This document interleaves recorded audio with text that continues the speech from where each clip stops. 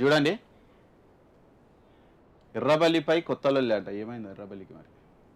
BRS హయాంలో మంత్రి పేరుతో పోలీసుల అరాచకాలు. ఎర్రబెల్లి అమాయకుడు అండి పాపం. ఆయన మీద ఎందుకు ఇస్తారు? మల్లారెడ్డి ఎంత అమాయకుడు, ఎర్రబెల్లి ఇంకా అమాయకుడు. ఆయనకి ఏం తెలియదు, కబ్జాలు తెలియదు, ఫోన్ ట్యాపింగ్ అంటే ఏం తెలియదు. ఆయన అసలు ఆయన ఎవరు? ప్రణీత్ రావా? ఆయన ఎవరు అన్నాడు. అసంటోడు అంటే ఆయన ఏం చేసుకున్నాడో అవి బయట పడతాయి తర్వాత, కానీ ఇప్పుడు తీరా ఆయనకు వచ్చేవరకు ఆయన ఎవరు అంటాడు. ఇప్పుడు ఇది కూడా అట్లే అంటాడు, నేను ఎప్పుడు చేసినా అంటాడు. ఏసీపీ ఉమామహేశ్వరరావు డీసీపీ రాధాకిషన్ రావుపై సీఎంకు కంప్లైంట్.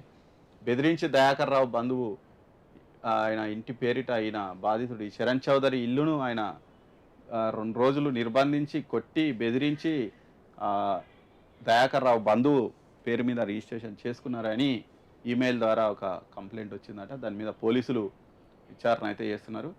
మరి అందుకే ఎర్రబెల్లి ఇన్నిసార్లు గెలిచి అప్పుడే రాజకీయాల్లోకి వచ్చినటువంటి ఒక యువతి చేతిలో ఆయన ఓడిపోయాడు. అంటే ఏమో అంటారు కదా, ఇంత బతికి ఏదో అంటారు కదా, ఇంటెనక చచ్చిపోయింది అన్నట్టు. ఆయన ఇన్ని రోజులు అది చేసి ఇది చేసి ఉఫ్ అంటే ఊడిపోయాను లాస్ట్కు. అంటే ఒక చిన్న మనిషి వచ్చి ఉఫ్ అంటే ఊడిపోయారు. మరి ఇవన్నీ చేసినందుకే ఆయన పని అట్లా అయింది.